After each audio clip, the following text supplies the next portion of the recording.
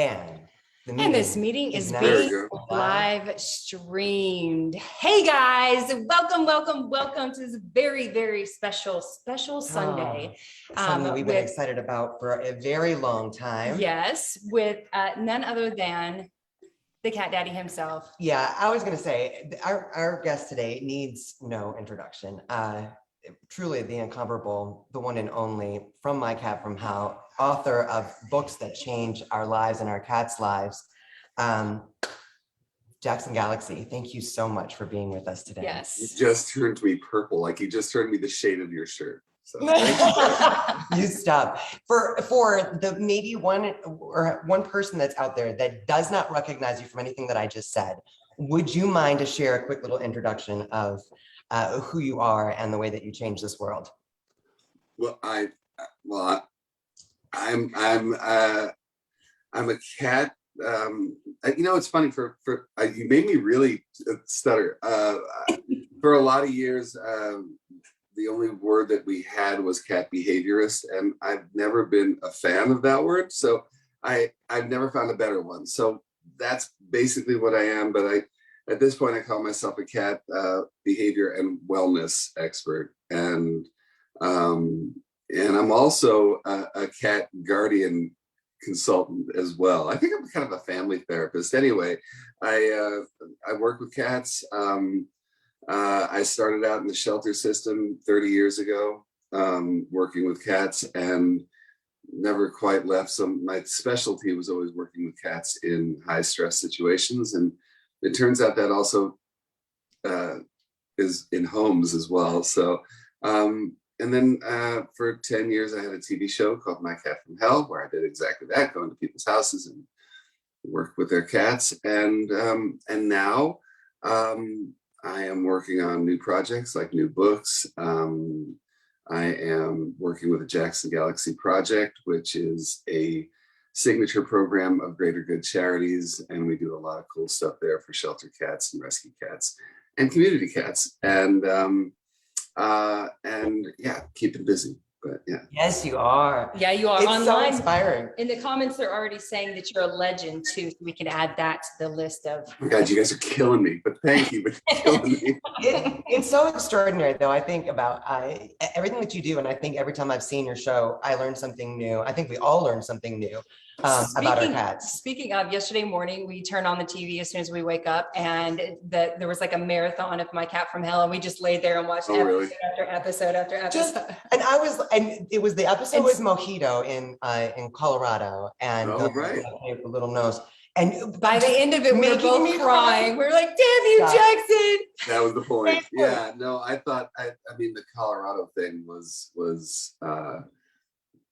There's certain. I mean, we with over 100 episodes of that show, and there are just a few that you look back on, you go, and I was pushing on that one for eons, trying to get that one done, because I don't know if you knew that exact trip. My wife Mita and I did that a year before, and the same thing. We were overflowing with kittens here. It wasn't as glamorous. We basically got a panel van, took all these kittens and drove straight to Colorado. And then once we did that, we were like, let's do that again. This time a little better with Hannah. Oh, not better, but different. With Hannah Shaw. It was great.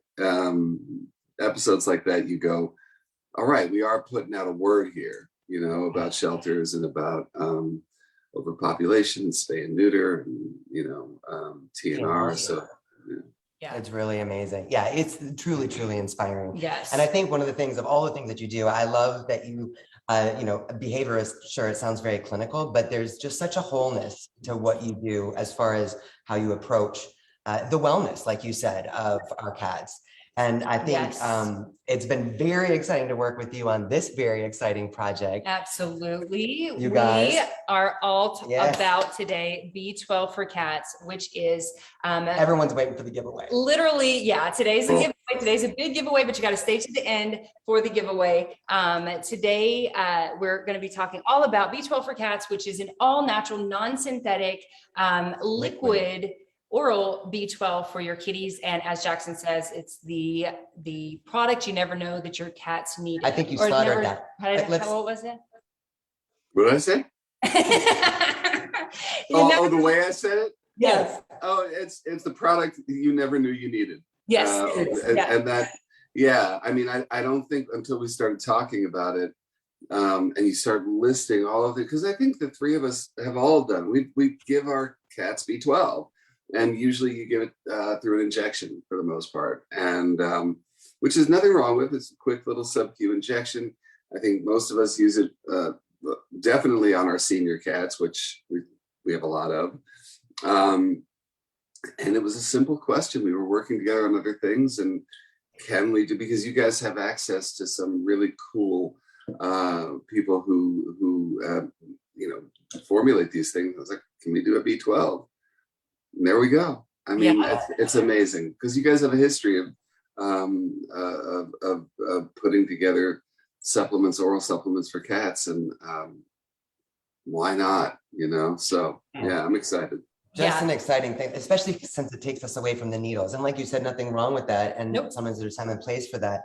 But to have it in our home, especially like with our older kitties, the feedback we've been getting has been exciting. Oh, cool. Yeah. Because for me, I've been living in a bit of an echo chamber here. Like I'm not hearing. I mean, we're selling it as well, but I haven't been checking in with our reviews and everything. But it's great that hopefully folks are just like, oh, that sounds right. So I'm glad. And the cool thing is, it doesn't have a strong taste to it, doesn't have a strong smell to it, which is always, I think, a concern. People are always like, oh, my cat doesn't touch things. So I'm glad that so far so good. Oh, I have to tell you, we knew that, right? Like, you had already tested it out on your cats, your team tested it out, us and our team tested it out. We had no one reject it. And just mixing it into the food. Mixing it into the food, just putting it on top of some wet food, which we also agree on, that is so important for cats, is a moisture-rich diet. But out of like the dozens of feedback that we got, we reached out to our community and we're like, did you get the B12? What were your results? Tell us. Let us know. And we actually have like pages here of we won't read results. them all, we won't read them all, but we want to highlight just a little bit. We want to share a few with you. Yeah, so you can kind of get it, but not one negative feedback did we get. Not one negative comment. Yeah. So this is awesome. Let's see. Melissa said that her cat is a whole new cat since she started using B12. She used to mope around a lot, and since giving this to her, she's a new cat and attacks things and plays around the house.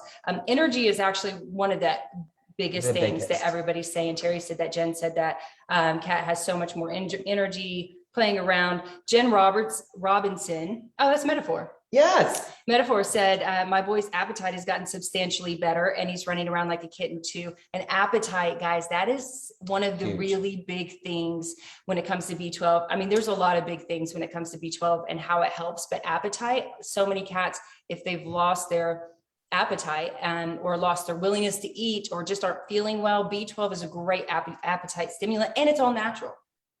Right. And I think, we think of B12 as just being like, woohoo, like just a little bit of energy. But when you take a look at that list of how many things, we're not saying it cures everything, but it touches these things, and it's great to hear. It's wonderful. Yeah. Well, she also said that she gave a bottle to her friend for his dog, and his dog was limping. And after 2 doses, the dog stopped limping too. And it does help with inflammation. So that makes sense. Wow. Right? Man. Wow. Yeah. Incredible.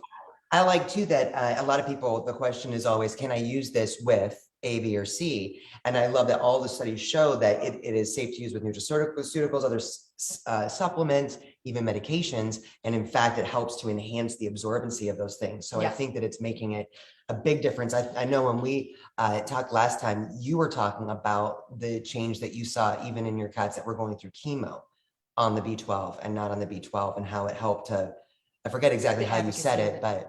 Yeah, no, I mean, for that one, I mean, chemo, and I think people, by and large, are not aware that chemo is not as zapping on cats and dogs as it is on humans. It's not as completely depleting. But, you know, the day after they get their treatment, you know, a little lethargic, not great appetite. And you can tell a lot of times they feel a little cruddy. And we make sure that we had B12, you know, for them in those times. And yeah, it was just one of those things where you could just tell that there was a big difference in getting chemo without B12 and getting it with B12, for sure. Yeah. Yeah, and, you know, I'm working with someone right now that has a cat with IBD, and she was like, you know, he's on this medication and this medication, and do you think we can eventually get him off? And I said, you know, it would always be my hope, but, you know, this is going to help the medications, and if we can get the medication levels down and switch to a more natural supplement, then the B12 is just going to help that as well. So I think that's fantastic. I think it's really important also, you know, because I know it's all of our approaches, that when we talk about a holistic approach, it's not like we're saying, here, this is the magic thing and you don't have to do anything else. And it's whether we're talking about diet, whether we're talking about these liquid supplements that we all lean on, whether we're talking about flower essence remedies, it's all about looking at the whole tree, picking fruit from every part of the tree in order to help your animal companions. And I think that's a mindset that we can help folks get out of, that do this, don't worry about anything else. And of course that sounds a little oversimplistic, but I think that sometimes we're so desperate for change that we just look for the first things. So, I mean, luckily there's a whole lot of things that we can bring to bear, but now we have one more. You know? Yeah, and this is really a big game changer. Talking about, everyone knows about the energy with the B12, and it's interesting, some of the feedback we've gotten with younger kitties, you know, just the energy being an amazing thing. We see it with our older boys, and we love that so much. One of our beautiful ladies in our community, Lori, she's got an older kitty. Her name is Her Royal Highness Princess Pumpkin, and she's really been struggling in a lot of things. Yes. But appetite being one of them. And she just wrote, and she said, ladies, the B12, Her Royal Highness ate every 2 hours last night. Mama needs coffee.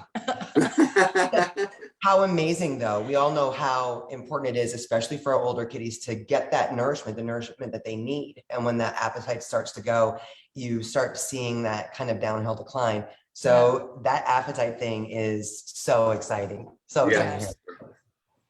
Yes, I had a couple others that were. Yeah, I want to hear. Oh, throwing up. Yeah. So Tina has a kitty, Patches, that was having an issue throwing up after eating her breakfast every day. And as soon as she started using the B12, the second day, she was no longer throwing up her breakfast, which is great. I think also inflammation when it comes to that. And I think that's just beautiful. And then the appetite and the energy, and the appetite and the energy. Playing more. And Kathy Isaac said that her cat with chronic gut issues has been eating more and gaining weight, which I think is really awesome, because you remember we talked about last time that, you know, it's, I mean, I guess it's part of the appetite stimulant, but some cats that need to gain weight, B12 really helps because of the appetite stimulant, and the inflammation, I think. But when it comes to losing weight, it can also help because of that energy level, the way that it increases the energy level. So I think that. Well, and you speak to the importance of rituals and routines for our cats. And how with our boy Pooh Bear, how it's very important. If you've got a cat that you're looking to shave off a few pounds, how it's really important to have that routine mealtime with portion control, so that they get to run out the extra energy, but they're not overeating. Right. So Right. Yeah. And I think, you know, one of the things that I'm sure we all know, that when we're talking about irritable bowel disease, it is one of those catch-all phrases that at this point, if it can't be described, if it can't be diagnosed by your vet, you know, it's called IBD. And everybody, you know, anyone who's dealt with it knows you are just throwing things. You're throwing like medicinal spaghetti against the wall to see if like anything's going to stick, and you try to find that balance. And the great thing about B12 is there's no harm that comes from adding some B12 to the diet of a cat with IBD. But you may find that it helps to become one of those sort of balancing agents in their life, which I guess is what we're always looking for with IBD, just a little bit of balance, you know? Right. Yeah. And true. I mean, what they were saying in those studies as well, that a lot of cats with IBD, IBS are dealing with a vitamin B deficiency. So that by itself can Did be. not know that. Did Yeah. not know that. That's Yep. incredible. And CKD too. Yeah. And Yep. so looking at kind of bringing that level up, I just think it is, it's like you say, it helps complete the puzzle piece. And I think a lot of times when we know our babies are suffering with something, we want to try this, that didn't work, try this, that didn't work. And we're not necessarily giving it enough time to see how it's going to help. What I love is that, the B12 is one of those things where you can just start wherever you're at and let's build from there. Yep. So it's really exciting. It's fantastic. Did we say that we're giving away 3 bottles at the end of this live? Everybody three knows bottles. we're doing it. 3 bottles. We're giving away. We're giving away. We had so many folks enter. This is so exciting. And also with the entry, one thing that we have that we offered here was for Jackson so graciously says that he will answer some of your questions. So many of you guys submitted questions in advance and said, hey, Jackson, and asked your question. And so so we have a list of those questions that we're going to read here and let Jackson answer. Maybe we can answer some of them too. But well, some of them are long. I'll let you read. Oh, do you need your glasses? I'll read. I just had to get read. And you know what the weird thing was is that as you guys were talking, I'm like, I need my glasses. Yay! Oh my God. Not alone. Come on. Lindsay Robbins. Come on. Let's do it together. Feel love. All right. Thank you, Lindsay. Okay. Our first question comes from Jen. I think we're going to do this one. I adopted 4 senior cats. I've been hearing a lot about B12 and its benefits. My 16-year-old has hyperthyroidism. Was wondering if this is something, if this is as effective as the B12 injection. Oh, that's a good question. We can, I think we're all on the same page when it comes to the effectiveness of the B12. Right. Now, in those studies, hyperthyroidism was one of the studies that showed that it really helps cats with hyperthyroidism. As far as the effectiveness of the B12 injections versus the oral supplement, I would say they are as effective. The difference is that the shot is going to be taken every week or every 2 weeks, right? So the injection versus the supplement, which you would want to give on a daily basis. Both of them are bioavailable. One goes directly into the bloodstream. One is going to go through the digestive system. Both of them, as you can see from the results, are super effective. But it would be up to you. The injections are synthetic. The oral supplement is non-synthetic. Yeah. Yeah. Hell yeah. I agree. Okay. I say hell yeah. Hell yeah. Jackson, this one's for you. It comes from Trish. She said, oh, this is a great question. I have an almost 3-month-old kitten. What is the earliest I can get her spayed? Good question. And I'm glad people are asking that question because there's a lot of misinformation out there about how early you can get your cat spayed or neutered. The old sort of wisdom on this one was to wait till 6 months. What I think folks don't realize is that by 3 months, your cats are sexually mature and they can have babies at 3 months old. And that is concerning because by the time people figure that out, especially if their cats are indoor, outdoor, they are pregnant.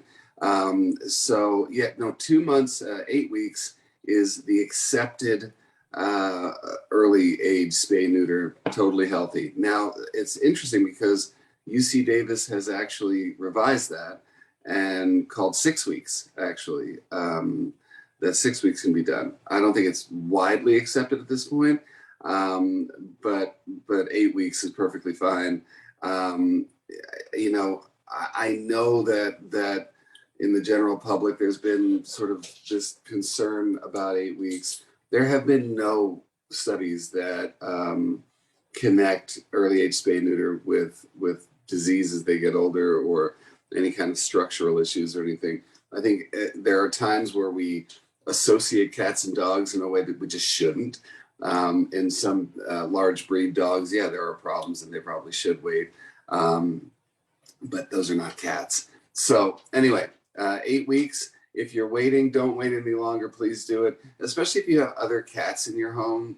The second your cat becomes sexually mature, you're going to have problems with the rest of the cats in your home. That cat, whether male or female, is going to start acting differently, because they have those hormones coursing through their system. So stop it before it starts. Wow. So I gotta say, we waited. We were in the weight boat, especially with our girls. We waited till 6 to 8. In the weight boat. The weight boat, and we've had a couple very. Our veterinarian actually told us to, for our boys, especially to wait until they were more full grown. So I think that it's the issue of there being. We learn something new every day. We'll that's our motto, right? Learn, share, and grow. Now, listen, you know what's funny? And here's what's funny. Because look, I'm a shelter person. The idea of animals out there that are intact to any degree just makes me really nervous. But that said, it's just funny. I've never actually talked about this before, but I did a show for one season. We did a show called Cat versus Dog. And me and my friend Zoe, the dog trainer, we'd go into a house that had cat dog problems, and me and her used to get into it. We love each other, but we would get into it, and we had just met actually, and we just got into it about early age spay neuter, and I made the mistake of putting dogs and cats in the same boat, and she just got me over a barrel, man. She's just like started quoting studies about large breed dogs. And I was like, but there was nothing there for cats. She actually even looked into it. I've looked into it. There really isn't, unless somebody can come up with a study that I haven't seen before there, but they don't exist. They don't exist. And so it's almost like, and I'm not throwing shade on your vet at all, but I think that there are just sort of accepted realities that it takes a long time to get rid of. I mean, other examples would be housing FIV cats separately from FIV negative cats, and how FIV is a death sentence. You got that, or dry food and how it cleans teeth, or that kind of thing. And again, I'm not saying that about your vet, but anyway. There you go. I love learning something new. And yeah, actually, I think this is gonna be one of those things, right? We'll do some big follow-up and find out where does that information come from? Is it really just a long-held myth? Right. Especially since for those of us that do wait, I mean, waiting with our boys was rough. I'm telling you what, for any benefit that there might be in terms of growth plates and that kind of thing, honestly, the mishigas that you got to put up with in a multi-cat household with intact boys that have hit sexual maturity, I could never deal with it. My standing rule here is we don't bring fosters into this house until they're spayed or neutered, because we have all these other animals and they all sense those hormones and they're going to go nuts, and that's just a given, So but it's weird because even back, I mean, I started. My first shelter job was in '93. And even back then we were doing 8 weeks because it was accepted, and we were getting lots of pushback from veterinarians who said, no, 6 months. And that's a really big jump between 8 weeks and 6 months, but there was nothing to back up that 6-month number, where on our side, you don't do something like an 8-week spay and neuter until it is scientifically proven sound, and and you have to make little tiny. Just say they're so little babies. Yeah, little tiny instruments. But I've participated, just in case anybody's worried out there. I've participated in countless spay neuters. For boys, it is. I'm trying to think. It is literally a 90-second procedure. And I mean, you're just going in, test these out, and back in. So little in terms of the invasive part. Females, maybe it's in the hands of a person, a surgeon who does it often, probably 4 minutes. I mean, it's just so fast, and they're in and out of anesthesia. Complications are rare. So. Dropping the knowledge. There we go. I love it. That's why we love you. Okay, this is another one I'm fascinated to learn about because we've tried this. So this is basically two people had similar questions, Elizabeth and Miranda both. How do we give our boy outside time? Elizabeth asked, our Joe was allowed to go, okay, outside when we first got him. Once he started staying gone too long for my comfort at about 8 months old, we stopped allowing him to go out, but he remembers 3 years later, we built a catio out of an old modular dog kennel and added some shelves and scent soakers in it. We give him treats when he's out there. He hates it. He feels trapped and just focuses on trying to get out. We've tried a strappy style and vest style harness. He wiggles out of both and just tries to run. What options do we have to make our sweet boy happy? And I'm going to piggyback Miranda's question on this as well, so we can address both. She said, my husband and I just moved into an apartment where we have a 6-year-old cat named Ninja that's an indoor kitty, and that we adopted 6 years ago. We have been in our new space for a week now, and Ninja escaped out the door a few times now and has gone down the stairs to explore. He's used to being in a house, and I was wondering, is it okay to go home in a harness and walk him? Is it okay to Is it to give him a harness? Yeah, to give him a harness and walk him on a leash. I'm just worried he would get used to going outside, and we promised when we adopted him that he would be our indoor kitty. So, okay. Well, there are two ends of the spectrum. Let me start with the last one. And what was that cat's name? Ninja. Ninja, the one who was an indoor kitty the whole time. So Ninja, trying to escape and going out. Glad you got him, because it's a really common thing. You move to a new place, cat freaks out, they try to get out. The desire that a cat may have to go outside, and this is something you have to gauge. I mean, maybe Ninja's settled in by now, maybe not.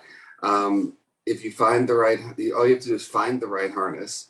And you're going to test that out at home. You're going to make completely sure they can't get out of it. There are harnesses that I recommend, some I don't. I'm not a big fan of those figure 8s, those really thin ones that, because cats get out of them.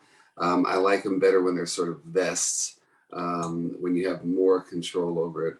And if your cat will, put up with it, and it's a slow process, you're going to train them to it basically as you would train them to do anything. Positive association, slow, a couple of minutes at a time. They're going to act weird the first 5 times you put it on them. They'll do the whole thing, or they'll try to back out, or they'll try to do a lot of things. Positive association, short durations, add the leash after that, walk them around the house. Okay, now you're ready to go. And the way that you don't have them associated with just running out the door is you don't run out the door, so you're not associating it with, okay, we put the leash on, now you just walk out the door. The best way to do it in my experience is you put the leash on, you associate the leash, just like with dogs. We can train to say, you make the sound of the leash, they know they're going out, but we put that extra step in it, which is we pick them up, bring them outside, put them in a sort of prescribed spot that you always start your walk at. Now we go. So there's never that association with running out the door, So that's one thing. What, did I do something wrong? No, that's brilliant. We have though. So thank you. Yes. Oh. Yes. You know what? I mean, honestly, it's all cat to cat, but especially for a cat like Ninja, who already has a bit of that in him, it's good to break it up. Now, the second one is interesting. Look, everyone's different. Everyone's an individual. Everybody reacts to stimuli in a different way. If he doesn't have to go outside, if he doesn't have to go into a catio, which nobody has to, then he doesn't have to. There's no real reason to push his challenge line in order to experience something that you want him to experience, and that you assume is a good thing for him, which in an objective way it might be, but he's just saying, I don't want it. And whether that's because of trauma or not, it's not a necessary thing. So for instance, I thought my dog was here. So we have a dog who has been through a lot of trauma, a lot of terrible things in his life. And there are certain things that trigger him. So for instance, 4th of July, which sucks for everybody that has 4 legs, really is terrible and triggering for him.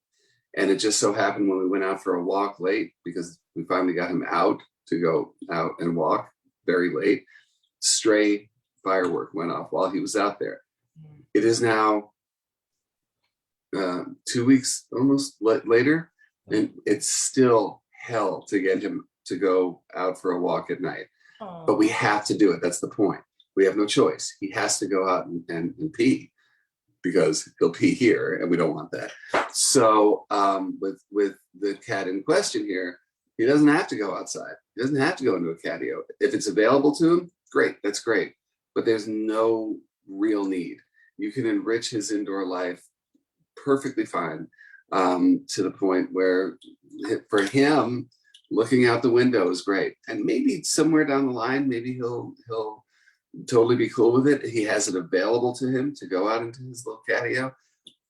Just, change with him. I mean, I hate to say change with the trauma, but unless it's truly necessary, then, let it be for a while. Yeah. So Yeah, I totally agree with that. With kitties, and I think Door Dashers is something that we can all relate to, which is why it's so brilliant if you're going to do the harness training, to do that, make little Zorro knows that. Like, he had a little bell in his harness, he knows exactly what's up. But to not just be like, all right, let's go, the picking up and taking outside, removing that Door Dasher thing in general. Removing the door in general of, okay, go outside. Yeah.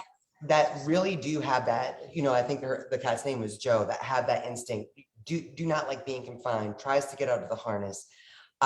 Is that really just a matter of finding a harness that is going to be secure? I mean, a little bit. I mean, and I wouldn't tell folks not to, as part of the experiment, but what is the end of the experiment? Is the end of the experiment getting your cat outside? No, the end of the experiment is getting to know your cat better. And if your cat is one of those guys who just doesn't want to, call it a day. It's fine. There's no problem. They don't have to go outside just because you might want that for them. So I think it's really important to remember that everything that you do, all these good ideas that you have for your cat to enrich their lives, are part of an experiment to learn who they are. And that's why I advocate for when you're catifying your house, that you go for all different heights from floor to ceiling, because in that you find out who your cat is, where their confident wear is. That's what I call it, their confident wear. Right here around this desk, that I'm confident, I sit in it. But if I'm down on the floor, I get small. Never would have known it without the desk. So those are the things that I encourage everybody to do. And just remember, everyone's an individual, Yeah, that's so true. We have our Mr. Pooh Bear. We built this catio that's actually It's not a catio. Not catio, Catwalk. catwalk. It's a small catio. and it goes up and around our great room, and he will get right here. Yep. And that's as far as he ever wants to go. The other cats are zooming and running around, and even our oldest cat, he likes to all the way up and around, or hang out up top. But he only likes to go this high, and that's where he now goes. Let me just say, so if let's say somebody had a cat like Pooh Bear, and we found that confident wear, so now what we do is we put a ramp from there and out, right? So that he then has the option, just as your other cats have the option, to walk around the ceiling. He's got his lane of traffic. That's all we're doing. That's why we call it the superhighway, because we're building lanes of traffic off the floor.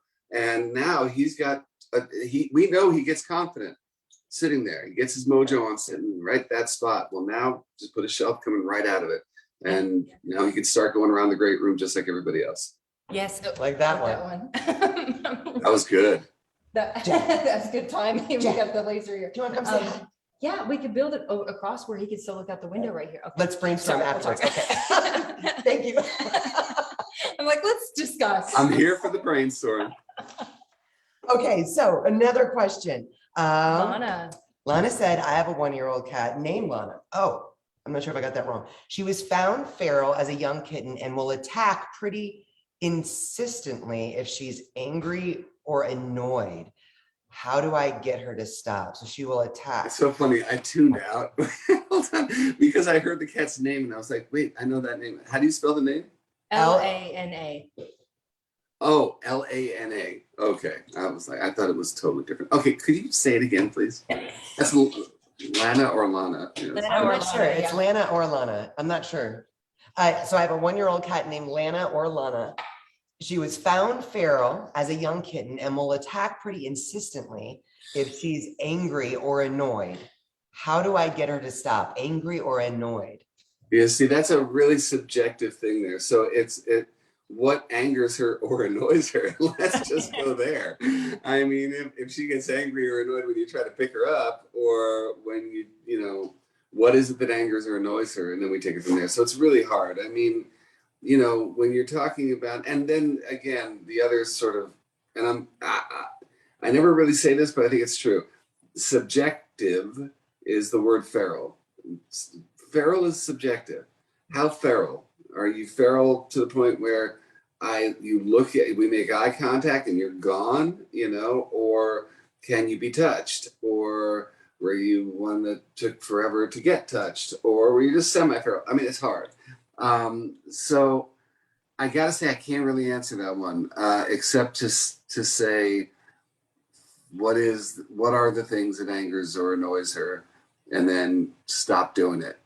You know how it's like that thing where the guy goes to the doctor's office and he's like, it only hurts when I go like this. He's like, don't go like that. You know, it's that kind of thing. I mean, I'm not saying to simply avoid all stimuli, but at least identify them so that then you can approach them in a methodical way and start breaking down whatever barriers are there. But that's pretty much what I got. Yeah, that's getting back to like the holistic approach. Let's find the root of the issue and Right.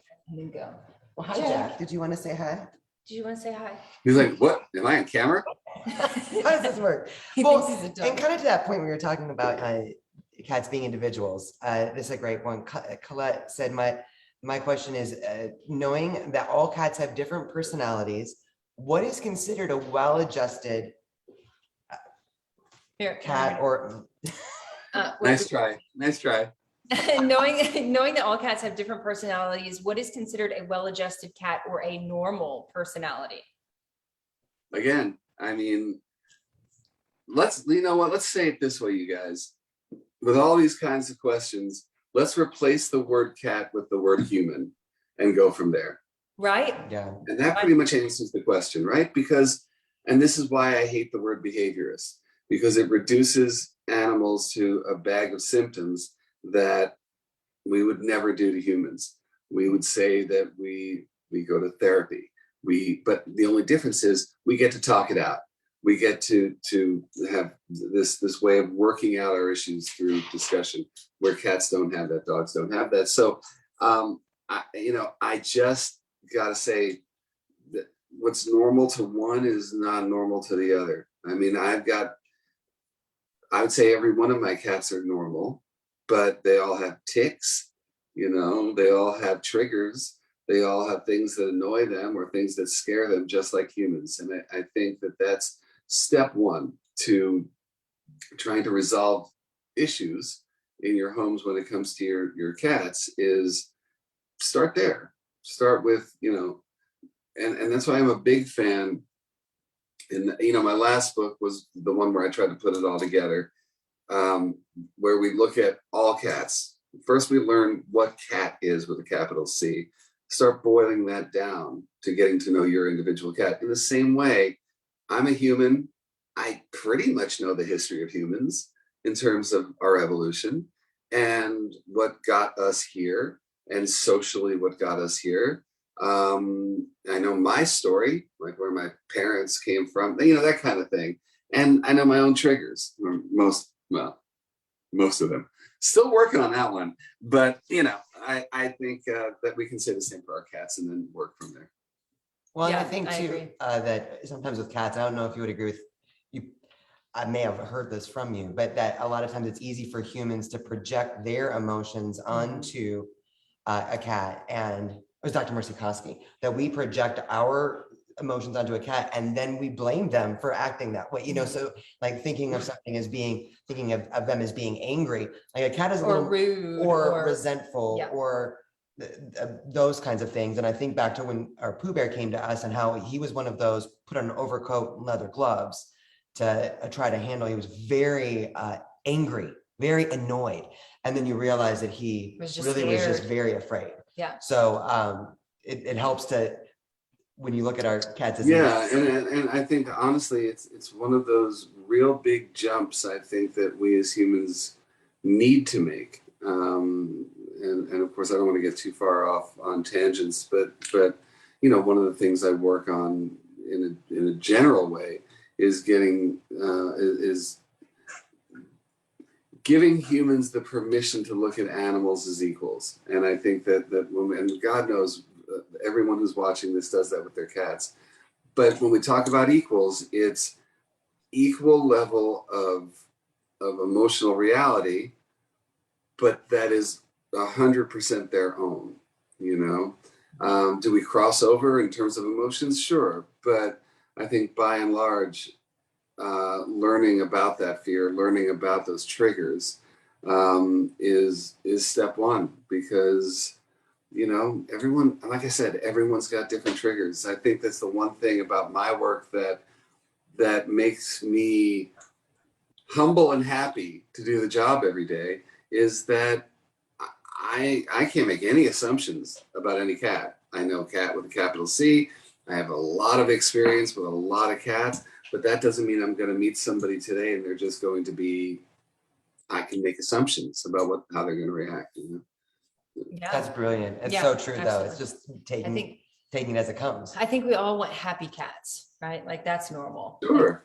Like that should be the goal, like happy, healthy cats, right? And as to the person who's asking the question about their cat not wanting to go outside again, it's the same thing, where our goal is to have happy cats, as those with human children would say, my goal is to have happy kids. Well, you know what? You can work your butt off towards that reality, but there are going to be times where that doesn't happen. And then you have to just go with that flow, work through trauma, and know that on the other side of trauma, sometimes they're a little different than they were before. Same thing with us, So it's what parenting is all about. That's so true. That is. I love that. We should have our podcast about that today. I mean, well, isn't it interesting? I gotta say, there was this one time, one of the things, I guess there are very specific things that'll really, piss me off. And it was this article, it was an op-ed in the New York Times by this woman who she has animal companions and she has children. And she was really upset about people who have animals using the word parent. They said, parent means that you're bringing someone up to go into the world and change the world, and that's what parenting is. And I was so angry. I was like, what? How dare you? I mean, my life revolves around my family, and I work as hard on my family as you could possibly imagine. And you're putting us on the hook here because you want to call them children or not, live a short life compared to humans. Yeah. And because we're not sending them off to be, whatever, because they live the life of a child for as long as they live. How dare you? It is parenting. It's different, but it is. And I like looking at all of this through that lens, so that we can help others outside of our sphere change the way they perceive this. And how we hear way too often, descriptors of cats in terms of just being sort of property, and this is our step away from that. Yeah, their family. Yeah, I have to say one of our most controversial posts that we've probably ever posted was just a simple, are you a cat parent or a cat owner? And that's all we said. It's like, what do you think? Boy, nice setup there. I am sure that went bananas. Jay's like, hey, I was let's like- step on a hornet's nest. Yeah, exactly. But Oh yeah. for the most part, I have to That's say our community is very civil, very compassionate. What I will say is, while it did definitely awaken a hornet's nest, most people were pretty communicative about why they felt certain ways. And I Yeah. think that it like what you just said about that op-ed in the New York Times, I think that some people have never thought of looking at it in a different way, Yeah. or feel challenged or defensive when you use a word that they associate with something else. So I think that it's mind-opening for It's a lot of people. linguistics. But yes, that But topic. you know, but those linguistics mean a lot.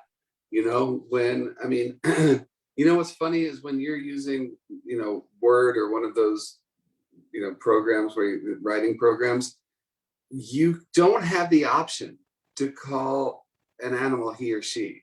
It will continually default to it. It will continually tell you you're doing the wrong thing, and that big red underline, and you got to like go in there and change the guts of your program in order to make it accept he or she.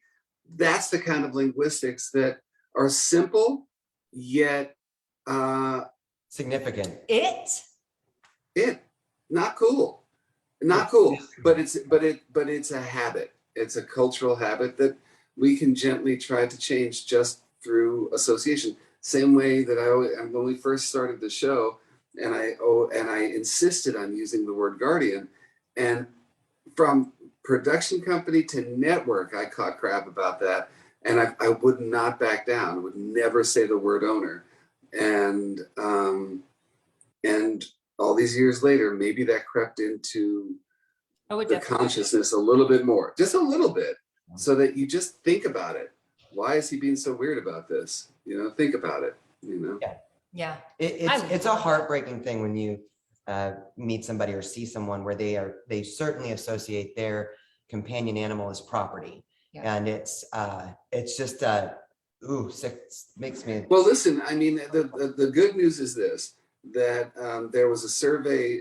The APPMA is, you know, that big the Animal Product Manufacturer Association survey that goes out every couple of years, and it's really wide ranging and really in depth. And one of the most eye-opening things was, I think this was 2 years ago, where in answer to the question, do you consider your animal a family member? And 86% said yes, something like that, 86%. So we are to a point in the US where 86% of people who have animals consider them family members. And with close to 100 million cats and 90 million dogs in homes, that says a lot about how far we've come, I think. You know? That's true. Yeah. Moving the needle big time. Let's do it. one more question, and then should we do a giveaway? I'm losing all track of time. I have no idea what's going on. Okay, this question comes from Kathy. She says, how can I get Mr. Socks to not run and hide for hours every time someone shows up? As soon as he hears the front door, he hides under the couch or dressers and will not come out almost all day. Aww. This is one I think that a lot of people relate to. Yeah, for sure. And just I will say this, just so I'm not here reiterating things for hours and boring everybody, but there are videos on my YouTube channel that discuss this. I go over this in depth in I'm looking for a copy of the book. In Total Cat Mojo, there's a whole chapter dedicated to who I call the wallflower. And obviously Mr. Socks is a wallflower. And, you know, I will say this, that again, you have to get to know what is the best version of him. Not like, you know, the mojito cat, the one, you know, hosting the party and you know, inviting everybody in. Come on, come look at the kitchen. That's not everybody. So the best version of Mr. Socks could be that you pick a spot that is his confident wear in the great room, just as we were just talking in your great room, and get him to sit there when people come in. That's it. That's all we asked for. Not that person coming up and saying, oh, cute kitty, and petting him. That's not asking permission. That's not consent. And that again gets us back to what animals deserve. They deserve consent. So somebody coming over and trying to pet your cat, that's not cool. Unless they ask for it, unless they give body language that says consent. So with Mr. Socks, the thing I would start with is find a person, one person, a person who is cool and who's patient, and have them come in and sit for a while. Make sure that you haven't fed Mr. Socks his meal before they come, so that they can help present that meal to him. And that would be, that's what I call, the Santa Claus effect. That if you give that over to somebody else, and every time he gets food, he gets it from another human being, or, treats at the very least, his favorite treats, his favorite thing in the world, you stop giving that to him. And then when that person comes over, that's when he gets it.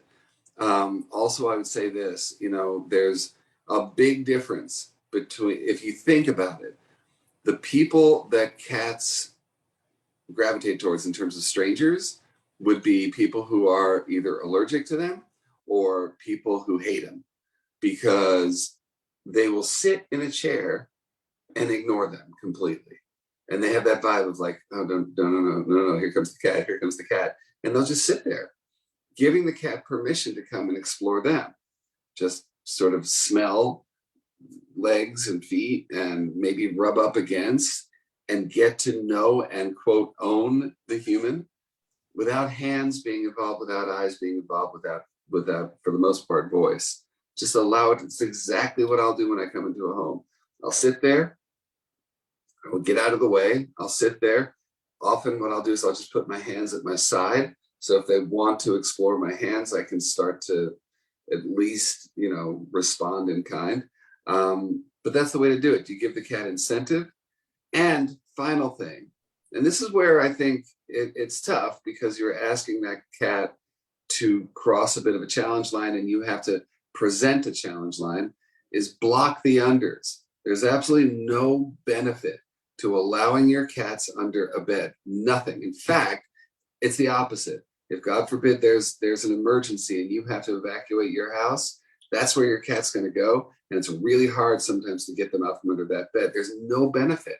You can present to them places that you decide are good little hidey holes, but you control it. It's not a closet. It's not under the bed. You control it. And that way you can also get them to cross that line. If there's a bed that's nice and covered, you can start it in front of the bed and then slowly move it closer to the reality of the rest of the world, accepting more stimuli and that kind of thing. It's just, you got to know when to push. And a good push is blocking the unders for a cat like Mr. Socks. Anyway. Lindsay actually taught us about blocking the unders. That she learned it from you, obviously. And I was like, what is blocking, What's blocking the unders? Do you know what we was both like, said? No, let me explain. It made us think of pantaloonies. Of what? Panties. Pantaloonies. Underwear. It made us think of underwear. Unders. Your Like unders. blocking the unders. Oh, that I had no idea what you're talking about. Yeah, but it's fun. I love making up words, because like when the word comes back to me, I'm like, haha, yeah, the unders would be one of those things. But yes, I in a perfect world, everybody who has cats would have either a platform bed or one of those beds that has drawers, that no unders. There's, like I said, there's no benefit. Yeah, it makes sense, especially with the And it's emergency so type true. of situation too. Yeah. Well, and I remember when we first moved in, one of our first places here in Las Vegas, Mr. Biddles would go under that dresser, and it was like, baby, you got to come out. But I didn't want to yank him out. You know what I mean? That's where he went to hide. Had no idea what blocking the unders was at the time. And I just feel like it's such a simple thing that, and you help us all look at our cat's world from their perspective, right? Never would have thought about that. Never even considered it. And the different, like you said, especially in emergency situations, it's time to go to the bed. Oh, I caught that vibe. Under the dresser we go. And now you're missing appointment, or you're late. And even better, when you think about it, for cats that like to be covered, with cats that like to be, that feel safe then why not get them trained to see their carrier as that in? Why not really make it a nice place for them to be, a desirable place, a den? Folks don't realize that you can crate train cats in the same way that you crate train dogs. Of course, their motivation is different, but the need to den is not common to dogs alone. And so having that is a real benefit, It really is. Yeah. Leaving those carriers out and making them comfy. Okay. Right. There's all over the house. We do. And they love them. They're their little beds, they're their little hidey holes. It's something that they're very comfortable with. And it makes Nothing wrong with a hidey hole. Nothing wrong with a hidey hole, as long as you create it. It's the difference between what I call caving. Caving is bad. Cocooning is okay, because we can use cocoon. The nature of cocooning means that we determine what you're going to go in, and we use it as a transformational tool towards confidence, as opposed to just hoping, because let me tell you something, and you guys know this as well as I do. If you just allow them to hide, good luck making them decide to do it on their own. There's times to socially push, and you just have to decide where that challenge line is and how we get one paw over it, as opposed to just shoving them over, which is just going to cause more trauma. But as we've been talking about, positive associations, rewards, showing them what the world is actually made of. These are things that we can do, but we can't do it if they're hiding. Awesome. Let's do a giveaway. I think We've been giveaway so long.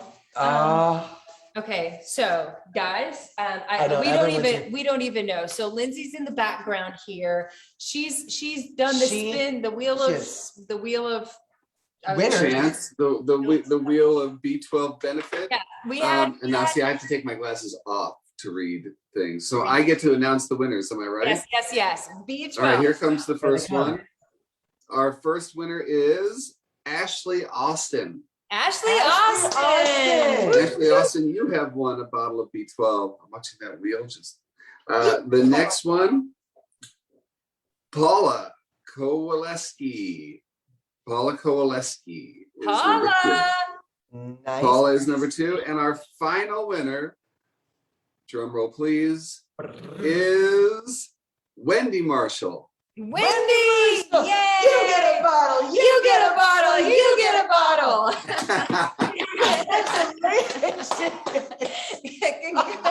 Congratulations to you 3. We do have your email address, so we will email you to get your shipping address to send you out a bottle tomorrow of the B12 for cats. Congratulations to all you winners, and thank you so much for joining us. My pleasure.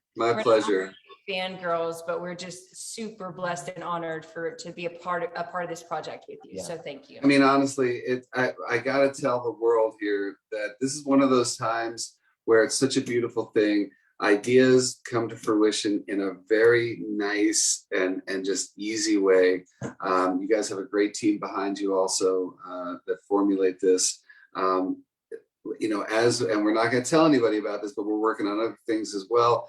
And every aspect of it has been easy. I'm not a person, I tend to be a little blue sky sometimes. And the great thing is you guys have never acted like it was crazy. So that's cool, It's so exciting. Yes, it is. And I know I speak for us and our team, Trish and Lindsay here, and everyone here watching. Thank you so much for your time today. My pleasure, you guys. Thank you for dropping the knowledge. Thank you for what you do. This has just been extraordinary. Happy Sunday. Happy Sunday. Right back at you guys. Bye-bye. Love you, everyone. Love you guys. Oh, wait, since we're here, can we tell you that our VIPs, we're going to be live at 3 p.m. for a giveaway at 4:30. Anybody that wants to join our podcast, we will be live on YouTube, and at 6 p.m., guys, we will be live back here on Facebook for our cat tip review. We hope to see you guys soon. Happy Sunday. Go love your babies. Bye. Bye, guys.